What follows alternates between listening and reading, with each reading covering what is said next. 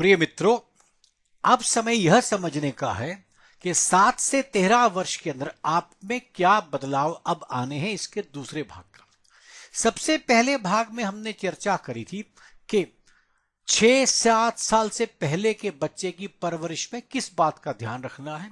Short में बता दूं कि आपके पास सिर्फ आपके घर का वो एक लवेबल एटमॉस्फेयर आपने पैदा करना है। उस समय तक का बच्चा क्या गलत क्या सही आपके डांटने से, आपके कहने से वो सहम जाएगा, और सहमने के कारण उसके अंदर जो प्रॉब्लम आएगी, मैंने आपको बताया था कार्टिसोल नाम के एंजाइम की प्रॉब्लम शुरू हो जाती है। इस वजह से बच्चा डरे माहौल में रहता है, इतने रिसर्चेस नहीं कर पाएगा, उसका दिमाग थोड़ा स्लो पड़ जाता है। आप दिमाग की स्लोनेस को उसकी इंफॉर्मेशन की स्पीड से मत देखिए, अपने आप किसी चीज को एनालाइज करने की उसकी ताकत कम हो जाती है। जो इंफॉर्मेशन आप देंगे वो नंबर तो ले आएगा अच्छे अधिक से अधिक, लेकिन वही वहां पर होता है। आइए अब आगे चलें। अब मैंने आपको बताया 7 से बड़ी उम्र का होते अब वो स्कूल जाना शुरू हो गया, आसपास के उसको मित्र शुरू हो गए हैं, उनसे बातें करेगा। अब उसको धीरे धीरे एक अनुशासन में आने की आवश्यकता है। तो अब वो कैसे आपने करना है घर में, उसका आप पूरा ध्यान रखें। जैसे अब बच्चा न्याय को समझता है, अन्याय को समझता है। आप उसके साथ अन्याय न कीजिए। मेरा यह मतलब कभी नहीं है कि आप उसको गलत बात पर मत टोकिए, लेकिन आप उसको तो नहीं टोकें, परंतु पास वाले को टोक दें, या उसके विपरीत आप उसको टोकें और उसके दोस्त को न टोकें।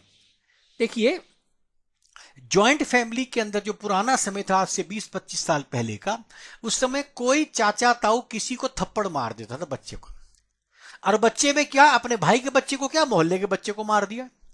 इसका सीधा सा अर्थ हुआ, मोहल्ले के बच्चे को जब मारा, जब मैं बाजार गया और मैंने गलत काम किया तो किसी दूसरे अंकल ने मुझे मार दिया, मुझे यह पता है कि अपने घर में वो अपने बच्चे को भी मारते हैं। तो सब पर एक न्यायपूर्ण प्रक्रिया चली पूरे समाज में। तो हर बच्चे ने उस मार से कुछ सीखना सीख लिया। धीरे धीरे हमारे यहाँ जो टूटन आई परिवारों में, आदमी भाई के बच्चे को नहीं कह पाता। अब अगर मैं अपने बच्चे को डांटता हूं, उसका दोस्त साथ में घर में आता है, उसको मैं गलत काम करने पर नहीं डांटता हूं, तो मेरा बच्चा ये महसूस करेगा 7 से 13 की उम्र का कि मेरे साथ आप अन्याय कर रहे हैं, आपने दूसरे बच्चे को छोड़ दिया। इसलिए इस समय जो परिवार टूटने का जो नुकसान बच्चे की परवरिश पर यह हुआ कि बच्चा आपको अपने से गैर समझने लगा। क्यों समझने लगा? उसका कारण यही है कि उसने अपने आसपास वो न्याय अब नहीं देखा। पुरानी पीढ़ी ने वो न्याय देखा था, तो उसके लिए 7 से 13 वर्ष की उम्र में उसको लगता था पिटना, किसी का डांटना, बड़े का कुछ कहना एक सामान्य घटना है। अब उसको लगता है मुझे तो आप डांट देते हो छोटी सी गलती पर पड़ोस के बच्चे को नहीं डांटते हो।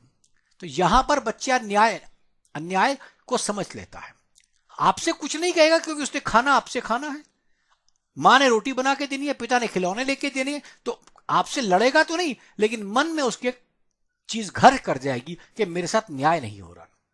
अब अगली बात, यह बड़ी महत्वपूर्ण बात है कि आप बच्चे को अनुशासन में रहना सीखें, दंड में नहीं।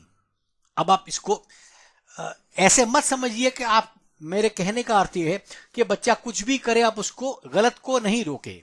देखिए, पहली बात तो ये समझिए, आप बच्चे को जब किसी गलती पर टोकते हैं, रोकते हैं, इसका सीधा सा अर्थ है मुझे आपकी नीयत पर कोई शक नहीं है, आप भले ही बच्चे की बेहतरी के लिए करते हैं, लेकिन अभी दंडात्मक प्रक्रिया का समय नहीं है। तुम ये नहीं करोगे तो ऐसा होगा। कई बार धर्म के नाम पर डराते हैं, तुम खाना खा लो, बाहर से पुलिस वाला ले जाएगा, कोई बाबा ले जाएगा, बिल्ली तुमको नोच खाएगी, कुछ ऐसी ऐसी चीजें हमने बचपन में देखी। लेकिन वो अनुशासन नहीं था। हमने दंडात्मक प्रक्रिया, ये नहीं करोगे तो ये हो जाएगा, ये नहीं करोगे तो ये हो जाएगा। इसकी जगह पर किसी, मतलब इसकी तुम्हें पनिशमेंट मिलेगी। ये पता नहीं क्यों बच्चों के स्कूल में भी आप शब्द पनिशमेंट का डाल देते हैं। पनिशमेंट की कोई जरूरत नहीं है, लेकिन हां अनुशासन रखें, और अनुशासन में जो अनुशासन का पालन नहीं करे उसको परिणाम पता होना चाहिए, नतीजे पता होने चाहिए। जैसे अब उदाहरण से समझिए, अगर कोई बच्चा, मान लीजिए स्कूल की बात मैं करूं, अगर कोई बच्चा क्लास में शोर मचाता है तो उसको, मैडम को पूरा हक है उसे 10 मिनट क्लास के बाहर खड़ा कर दे, क्लास में अपनी जगह बेंच पर खड़ा कर दे, या कुछ भी कह दे। ये एक नतीजे हैं, कि अगर आपने अनुशासन नहीं माना तो ये होगा। आपने ये नहीं कहना कि मैंने तुमको दंड दे रही हूं। एक और तरीके समझिए तो स्कूल की बात होगी। जैसे अगर आपने आज होमवर्क नहीं किया तो आपको कल होमवर्क नहीं मिलेगा, ये कॉन्सिक्वेंस है। या आपको कल डबल होमवर्क करना पड़ेगा। मतलब आप कुछ भी तरीका अपना सकते हैं जो आपके क्षेत्र में आपके लोगों के लिए उपयुक्त हो। परिणाम होना चाहिए, दंड नहीं होना चाहिए। जैसे अगर कोई बच्चे ने किसी वक्त कहा अपने घर पर कि मैं आज खेलने नहीं जाऊंगा, 6 बज गया, मैं टीवी देख रहा हूं, खेलने नहीं जाऊंगा, तो कोई बात नहीं है, मत जाइए बेटा। अब हमारे यहां नियम है कि 7 बजे के बाद बाहर खेलने नहीं जा सकते। बस अगर आपने ये जिसने बच्चे ने, हमारे घर में पूरे लोग सफाई करेंगे, जो सफाई नहीं करेगा उसको इस बार हम पिकनिक पर नहीं जाएंगे, उसको आइसक्रीम नहीं मिलेगी, ये हमारे घर का नियम है। ये एक विशेष व्यक्ति का नहीं है। और वो नियम जब आप घोषित करें तो वो नियम आप पर भी लागू होने लगेगा। दुर्भाग्य हमारे ये है कि माता पिता इस बात की लीवरेज ले लेते हैं, और बच्चे, मां भी कई बार कहती है पापा तो बड़े हैं ना, उनके लिए लीवरेज है। ये गलत बात है। बच्चा उसको नहीं समझता, उसको लगता है न्याय नहीं हो रहा। मैंने आपको पहले ही कहा, बच्चा पूर्ण रूप से न्याय को चाहता है। अब आगे और समझिए। आप पिताजी घर में आए, आते थक गए, घर के किसी काम से पहले वो टीवी पर बैठ गए, तो अब बेटे ने कहा मुझे तो टीवी पे आपने उठा दिया था। तो अब आपने कहा कि नहीं पापा थक कर आए हैं। बच्चा इसको यूं लेगा, जो व्यक्ति थक कर आता है उसको टीवी देखने का अधिकार है। अगली बार पहले बोलेगा 2 बार मैं थक कर आ गया हूं, मुझे टीवी देखना है। आप नहीं देंगे तो समझ लेगा ये मेरे साथ अन्याय हो रहा है। एक अनुशासन घर में, सीधी सी बात है, कोई मुश्किल नहीं है। लेकिन अनुशासन हमें सबसे पहले रोल मॉडल खुद बनना है, खुद उसका काम करना है। उसके ऊपर छोड़ेंगे तो नहीं होगा, कभी नहीं होगा। आप जो अनुशासन बना दें उस पर दृढ़ रहें। कई बार क्या होता है, हम कुछ बात कह देते हैं और उसके बाद मां की ममता, पिता का स्नेह उस चीज को तोड़ देता है। इसको एक उदाहरण से समझिए। बच्चे ने शाम को 8 बजे कहा मैं आज खाना नहीं खाऊंगा। अब उसने कहा, अब मां ने कहा 3 बार खा लो। अब मां उसको कह रही है बेटा तुम खाना खा लो। इसकी जगह पर अगर घर का ये माहौल बनाया जाए, घर में ऐसा वातावरण बनाया जाए कि हमारे घर में 9 बजे के बाद कोई खाना नहीं खाता है, बस 8 बजे बच्चे ने खाना अपनी जगह पर नहीं खाया, बेटा आप 9 बजे तक टीवी में बैठे हो, खाना आपने नहीं खाना, कोई बात नहीं, अब खाना नहीं मिलेगा। अब रात को 11 बजे उसे भूख लगती है तो लगे। आप उस पर दृढ़ होना सीखिए, कोई मुश्किल नहीं है। एक दिन बच्चा खाना नहीं खाएगा, कोई मेडिकल प्रॉब्लम नहीं होने वाली, कोई हेल्थ प्रॉब्लम नहीं है, कोई साइकोलॉजिकल प्रॉब्लम नहीं है, बल्कि उसको वो जीवन में मान लेगा कि हमारे घर का ये नियम है, मुझे इस अनुशासन में रहना है। होता क्या है, एक बार हम कह देते हैं और बच्चा थोड़ी देर बाद समझ लेता है कि अब तो मां मेरी रो के मेरा कहना मान लेगी। फिर बच्चे की जिद की आदत पड़ जाती है। अब हम किसको टोके? आपको देखिए, अनुशासन नहीं करें मतलब सख्ती करें, दंड ना दे।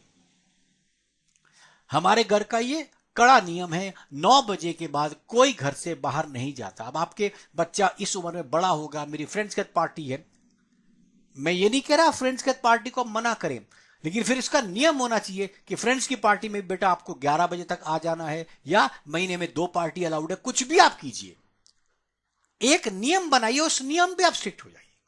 और अगर आप नियम आपने स्वयं तोड़े तो बच्चे को नियम तोड़ने का एक अधिकार मिल जाएगा। फिर आप उसको अनुशासनात्मक कार्यवाही कभी नहीं कर पाएंगे। आपने 4 बार तो उसको छूट दे दी और 5वीं बार आपने कह दिया नहीं अब मेरा मन नहीं है, आप उसको पहले ही कहते हैं कि अब तुम्हें 4 बार ही हो गई है, 5वीं बार अलाउड नहीं है, वो तय है। लेकिन अगर आपने कभी अलाउ कर दिया, कभी मान गए, कभी नहीं, जो ये लचीलापन आपका आता है, ये 7 से 13 के बीच में कह रहा हूं मैं, उससे पहले वाले बच्चे को समझ नहीं आएगा। 7 से 13 के बीच में आपको लचीलापन कतई नहीं करना, जो कहें उस पर दृढ़ रहें, अपने ध्यान से भटके नहीं। आप जो आपने मान लिया, जो कह दिया, उस बात को आपने दृढ़ता से फॉलो करना है। और नियम बनाते हुए तय रखे ना कि हमने बच्चे का कुछ नुकसान नहीं करना। कई बार कि हम झटके में मान लेते हैं बच्चे को हम ये रोक देंगे, आप रोकना चाहते नहीं, फिर आपके मन से निकल जाता है। उस पर बड़ा क्लियर हुई। देखिए, बच्चे की परवरिश के समय माता पिता को अपने एक एक शब्द को सोचकर चलना है। अगर आप वाकई बच्चे को इंसान बनाना चाहते हैं तो बहुत ध्यान से कोई बात कहिए, उस पर दृढ़ रहिए, अटल रहिए। क्योंकि जितनी बार आपने बीच में अपनी बातों के बीच में लिवरेज लिया कि मैं ये, क्योंकि पापा बड़े हैं, आज मम्मा को प्रॉब्लम हो गई है, आज ये हो गया, आज ये हो गया। जब आपके पास किसी भी चीज गलत गलत नहीं मैं कहना चाहता हूं, मतलब आपकी कही बात का जब आप रिवर्स जस्टिफिकेशन देते, इसकी वजह से मैंने वो किया, यह वो दिन होता है जब बच्चा बहाने मारना सीखता है। मैंने आपसे पहले कहा, बच्चे में सच झूठ का कोई सेंटर नहीं है। ये बहाने मारना कहां से आता है? जब वो सबसे पहले आपकी बातों में देखता है कि आपने उसकी जो बात कही उसको पूरा नहीं किया। बस उसको आप कभी भी बच्चे को ऐसी बात ना कहें, हम ये करेंगे। मैंने कभी आपसे कहा, बच्चा देखिए कभी आपसे खिलौना नहीं मांगता, हम देते हैं। आप खुशी से दीजिए, आपकी चीज है, बच्चे को देने के लिए आप आए हैं, कोई बड़ी बात है। लेकिन बच्चे की डिमांड वो नहीं है, क्योंकि अगर आपने अपने समय के एवज में उसे खिलौना दिया है तो कल को फिर आपसे वो खिलौना ही मांगेगा, आपका समय नहीं मांगेगा, क्योंकि वो आपके खिलौने में एडजस्ट हो चुका है। तो घर में एक नियम हो, अनुशासन हो, पर यह अनुशासन पूरे घर में एक सा हो। ऐसा कभी नहीं हो शाम को 7 बजे पापा आ जाएंगे सब चुप हो जाएंगे, ये भी गलत नियम है। जितनी बात पापा के आने पर करते हैं उतनी बात पापा के पीछे करते हैं। मम्मा सामने है तो भी उतनी जोर से बात करते हैं, मम्मा पीछे तो भी उतनी जोर से बात करती है। मतलब ये आपको अपने घर में एक नियम बनाने पड़ेंगे। और उसके बाद, क्योंकि अब बच्चा सब कुछ समझने लगा है। अभी के लिए इतना ही, अगले वीडियो में इसके आगे।